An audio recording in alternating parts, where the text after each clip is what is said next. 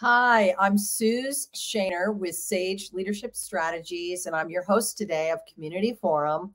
And I have the great pleasure to introduce to you Eve Emerson, who is a partner with the Leadership Pipeline Institute. She's also an executive coach and a leadership and organizational development consultant. And she's here today to talk to us about how managers can best support their employees' development. Welcome, Eve. Hi, Suze. Thanks for having me.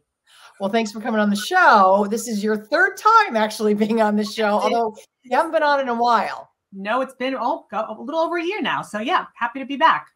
Yeah. So the first thing I want to start off with is, what's your point of view on the Great Resignation and why this is different than maybe typically other times where employees leave companies? Now, that's a great question because we see that term a lot these days, and people have different interpretations of it. So we know, and research shows, that typically people leave their managers, and they leave their managers more than they leave their company.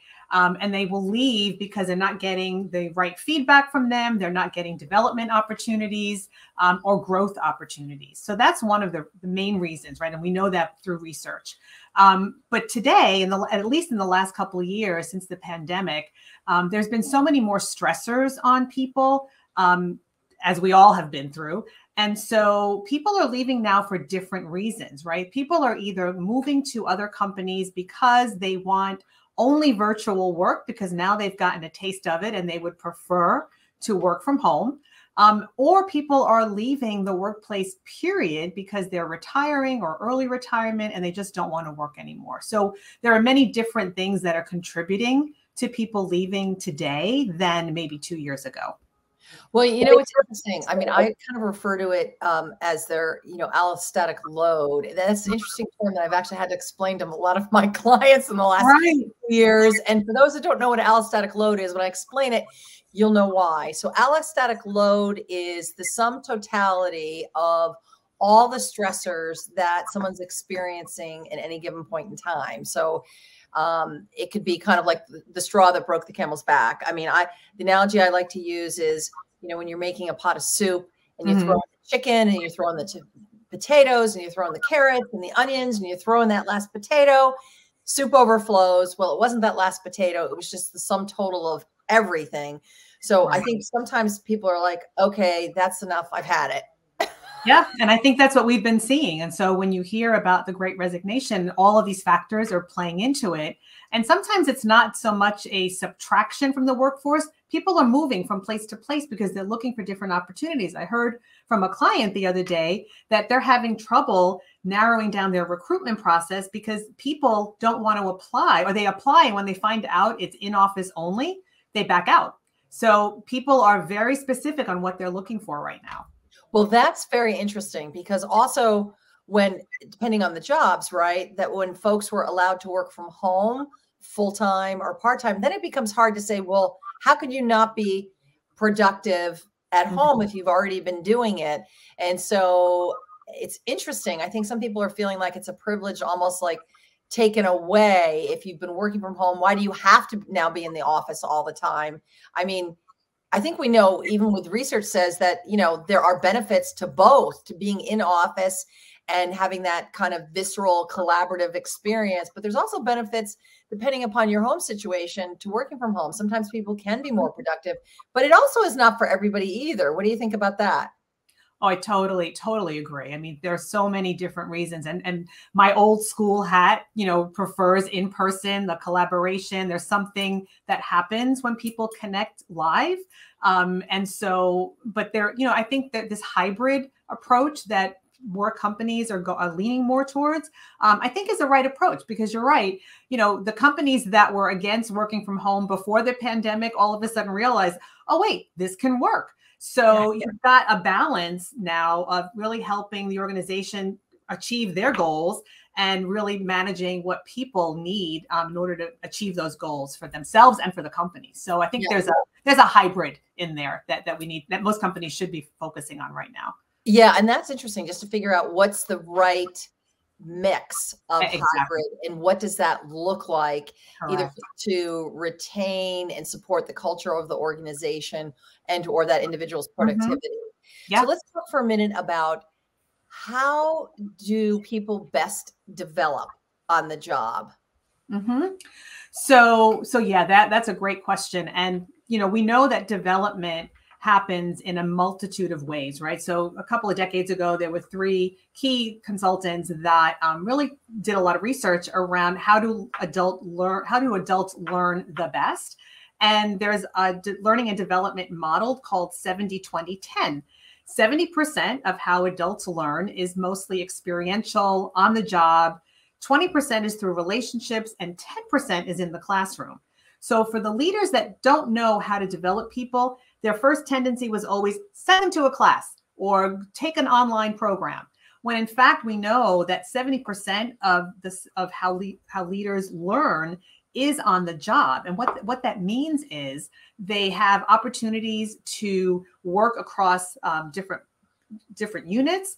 They're giving opportunities to maybe lead a project so that they become visible. They have an opportunity to maybe operate at the next level from where they're at so that they get to learn a little bit more about what that requires and learn it early on before they get there. So the on the job is so much more powerful than a classroom. Now it's about balance, right? So when you are putting together a development plan for yourself or your direct reports, you want to create that balance of how much can they do on the job, because that's really the majority. And then what about the relationships? How are they interacting with their peers? What about coaching? Are other managers and the manager really operating with their coaching style to help that person develop? Mentoring, right? Do they have the right mentors in the organization to seek advice from? And then what training then will support that, whether it's internal in your organization or sending them to an external program? Yeah, so I'm going to add a couple things that you said that I think are so important. Really growth. We know this intuitively, and it's kind of cliche. Growth happens usually, 2 steps forwards, 1 step backwards. It's not a linear process, Right. and people need a certain amount of tension in order to grow. Like if we're too much in our comfort zone, Yes, we're not going to be striving or stretching. If we're too much out of our comfort zone, anxiety is going to take over. And so it's like trying to find that sweet spot of exactly. where we're stretched and challenged. So I think there is a certain amount of like tension, grist for the mill. And so I totally agree with you around the 70% is like around challenging opportunities on the job. And we all know sometimes we're just thrown into things and we figure it out. If we have to, we figure out a way. And love the piece around what's complementary to that. In other words, we have these experiences, but how do we integrate and make sense of, understand, cull out the learnings from that experience through really good coaching and mentoring? And it's interesting. I was in a session last week with some leaders talking about the difference. And a lot of leaders don't necessarily know what the difference is between coaching and mentoring. And they think they're coaching and they're actually mentoring, meaning mentoring, instructing, giving advice. Here's what worked for me. Here's what I think you should do. The coaching is so, I mean, what would you say?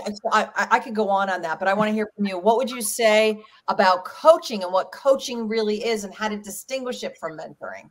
Yeah, no, and people get that confused all the time. You're right, because they think they're coaching, but they're not. So coaching in a business context is really about helping develop others and help them improve their performance, both in their current job and in future roles, right? So it really is a focusing on, and they do that through support, through listening, and through questioning techniques. So coaching is really all about asking the right questions, prompting people to reflect, prompting them to really self-learn and help them come up with their own solutions, because when they do, they own the solution. So it creates accountability in the organization for each of the leaders that you're coaching. So that to me, I mean, coaching is a huge piece of it's a mindset and it's a technique. Well, you know what, you're hitting on a couple things. You know, with mentoring, if somebody's giving somebody the answer versus coaching, they come up with their own answer. Like you said, they're going to be more bought into it. They're going to be more energized by it. And you know, sometimes they may come up with better solutions than the mentor may have had anyway. That's right. You know, right? Because they're stuck in their own mindset. The other thing you talked about is coaching for the job that they have today, their current job, and coaching for the job tomorrow. I kind of liken that to, I call it like big D, little d development. The little d development is coaching in the day-to-day, like how are you doing your day-to-day job? The big D is the bigger picture of where are you headed? What's your career trajectory? What are your career aspirations? Yeah. So what would you say about in terms of how leaders can best support their employees in truly understanding and helping the employee figure out, because sometimes they may not even know, like, what are their career aspirations? What could be likely next steps for that next role? And where could they kind of lead to down the road? So, I mean, it really boils down to the conversations that leaders are having, right? A lot of times they forget to do that. So when you don't have the conversations, you don't know.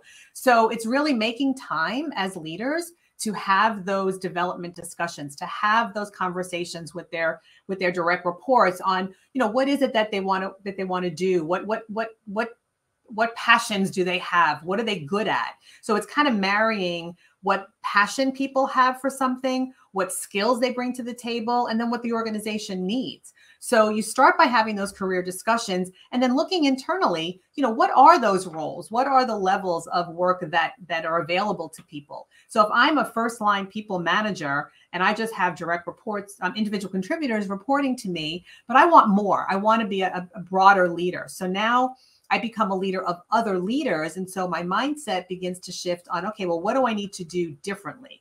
So my manager is guiding me there and giving me opportunities to be a really good frontline people manager, as well as giving me some, you know, on the job kinds of things to do to be a better leader of other leaders. So the more I can provide growth while they're in the role, the better prepared they're going to be.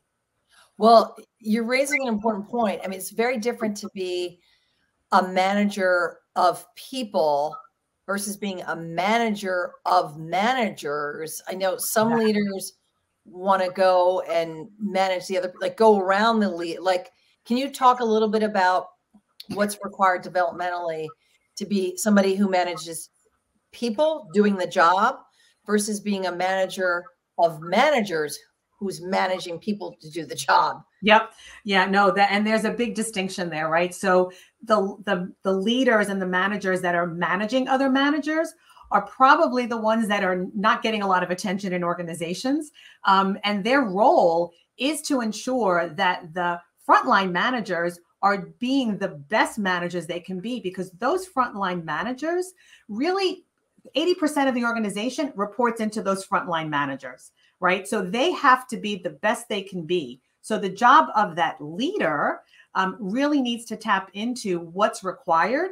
Are they getting the right coaching and development so that they can coach the rest of the organization?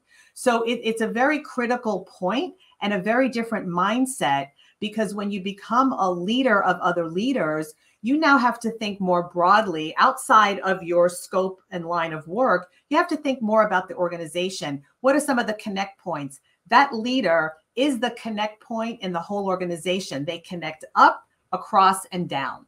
So that's the huge difference there. So how does a leader know when they should be coaching versus mentoring? You know, really, how do they know when to utilize what skill? So I think it will depend on the individual and what they're trying to accomplish, right? So if somebody is looking for some development in on the job, the day-to-day coaching is really going to be about asking questions. You know, what's going on? What's happening? What are you trying to accomplish? What are the goals that you have? What's happening today? So really focusing on getting some good data around what's happening with the employee. If the person is asking for advice on a career path, or you know what's next based on the leader's experience, then that's the mentoring hat, right? Then they can provide some guidance and advice on how they got to their role, what's to come, and what are some of the pitfalls that the manager should be paying attention to. So they're coming at the mentoring from more of an experience and wisdom, if you will, to allow that individual to learn more about what's ahead. So the coaching side is really asking more questions about enabling that person to do their job really well and helping them also uncover, what is it that they really want to do? So the more questions we can ask people, even about their careers, may even help them jog their thoughts around, well, wait a second, I thought I wanted this, but well, maybe not, this is maybe where I'd like to go. So it kind of, the hats kind of get put on and off depending on the conversation and where it's going. Yeah. And so it might be more organic, like they might be using both skills in one conversation, but there's some that are separate and distinct. Exactly. You know what also strikes me? Asking really good probing questions is so important in terms of for the employee and opening up their mind and forcing them to think more deeply. Another piece here from the manager is make sure that they're listening, very actively listening. What would you say about active listening and being that key ingredient in the coaching process? Well, that's critical, right? If you're not listening, you don't know what question to ask. And listening is important because it creates the trust. I had a coaching client when the pandemic hit, and we coached for a few months during the pandemic. And one of the things that I asked her was like, what are you going to continue to do post-pandemic, which there hasn't been a post-pandemic, but post-pandemic. And basically, she said, I'm going to stop and really listen to my people. And so I said, well, what does that mean? She goes, well, when I used to come into a meeting, I'd say, how are you doing? And fine. And you keep going. She said, but now when I ask how they are, I really care about how they're doing. So there's a different level of listening. Listening is kind of getting in touch with that person to make sure that you've got that connection and you are truly understanding what they are saying, what they're feeling, and being able to then follow up with the appropriate probing questions. Well, you're hitting on something that I think is so underutilized today, and that's being truly present. I mean, I know we've all had situations where somebody asks us a question and it was clear by the way they asked the question, they're not even listening to me. Right. But as you said, they have to be actively listening in order to ask the right questions or just being present. The other thing that you hit on, which is so important, you use the word wisdom, and I love that word, meaning not just the word itself, but what it stands for. Again, I think that's an underutilized tool or resource for managers is learning from your experiences, not just having the same experience over and over.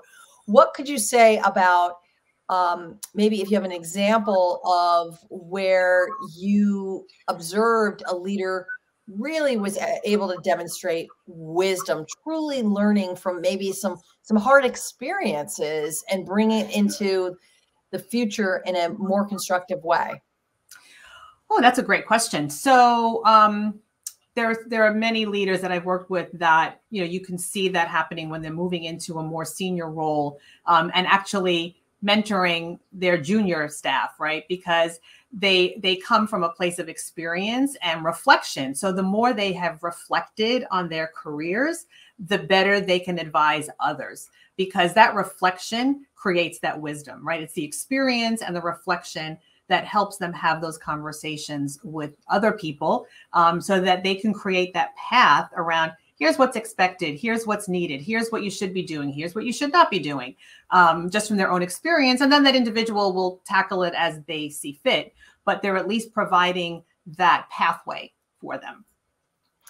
Okay, so what is, I think just by way of summarizing this section, because then I want to move on to some other things, what would you say is the benefit of leaders doing mentoring and coaching really well? And what's the downside if they don't kind of master these skills?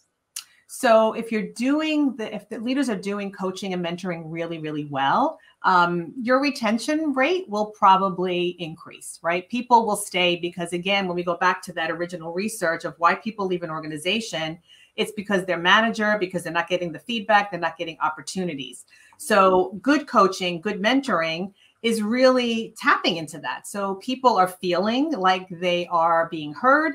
People are feeling like the organization cares about them, and they feel like there's opportunities for them.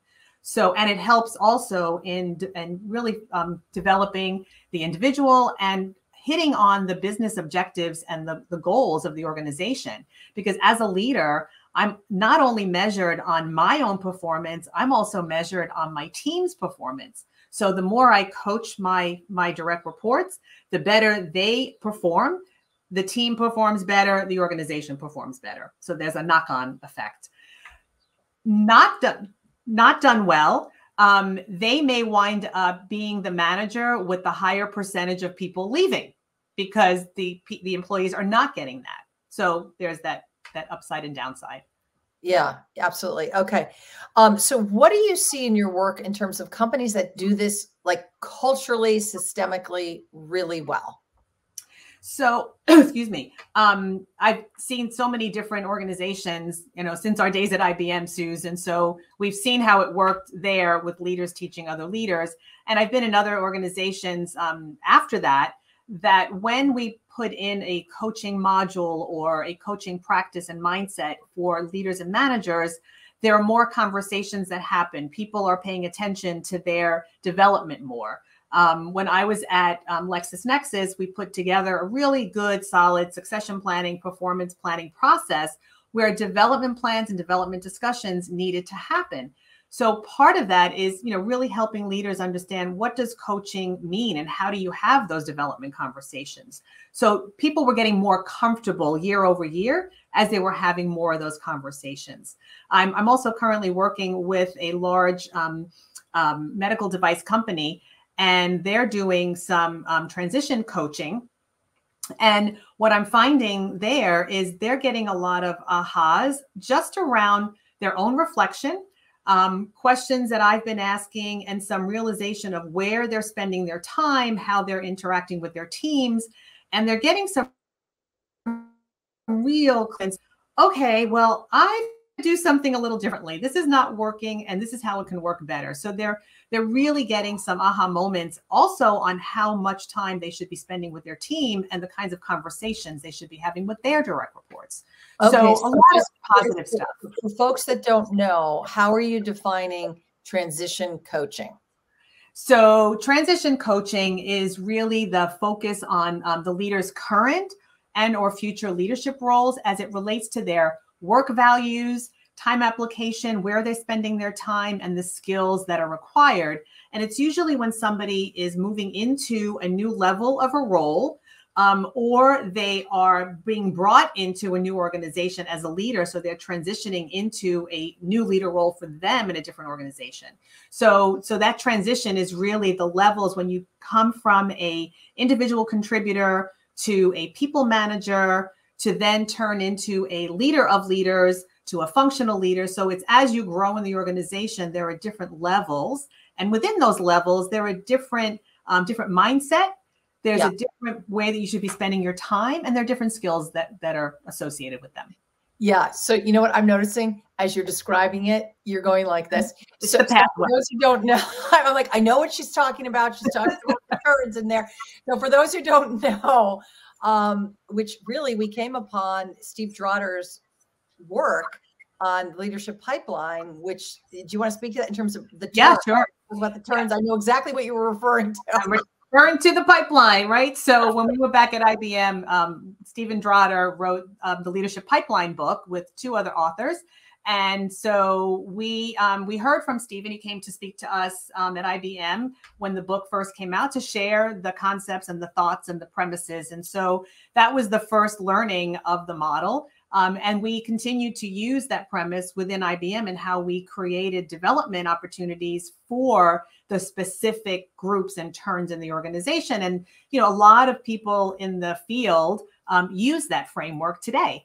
It's a tried and true framework that has been around for a long time, and people still use it and as a form of a framework for developing their leaders. Okay. And so those are the terms that I was talking about. I want to make sure that people understand. I know that, she's doing the thing. So, okay. So we, oh my gosh, we should have you on again, but, because we have a few minutes left, but A few words about companies that say, well, we don't have time to spend all this time talking about how we're going to develop people because we're so busy doing the job. What would you say to them in terms of the necessity and the payoff and the benefit for spending some time on processes that look at identifying your people's development needs and really putting some structure and systems around that? Well, I'd say you don't have time not to, because if they want to be successful, they have to pay attention to the people, because people drive the business. And so, the payoff is that they will see higher retention rates. They will see even their profit going up, because the happier people are, the happier the customers are, right? So we've known there's a lot of work out there with customer satisfaction. If employees are even satisfied, so will your customers. So there's a lot of bigger payoff. The downside is if you choose not to invest in your people, if you choose not to have them have these development conversations and focus on their career development, you're going to have you'll see a lot of turnover. That you will see. So I think companies can't afford not to do this. Okay. So any parting words for either an employee in terms of how they get the support and the development they need, and maybe the manager in terms of their sharpening the saw and their skills in coaching and mentoring? So for employees, I would say don't wait. You don't have to wait for your manager to make the first move, if you will. Own your development, own where you want to go, and own having those conversations. Get it on the calendar, book it with your manager and have those conversations, right? So take charge of your own career.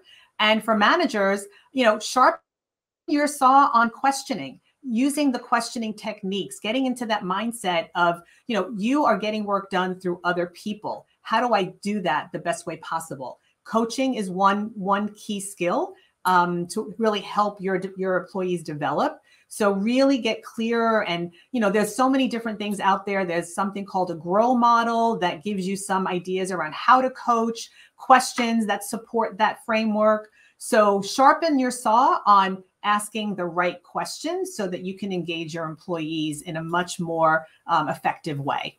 Okay, fantastic. Eve, thank you so much for joining us. You're welcome. This was great. Thank you. We'll have you on again. Suze Shaner, until next time with Community Forum, thank you for joining us.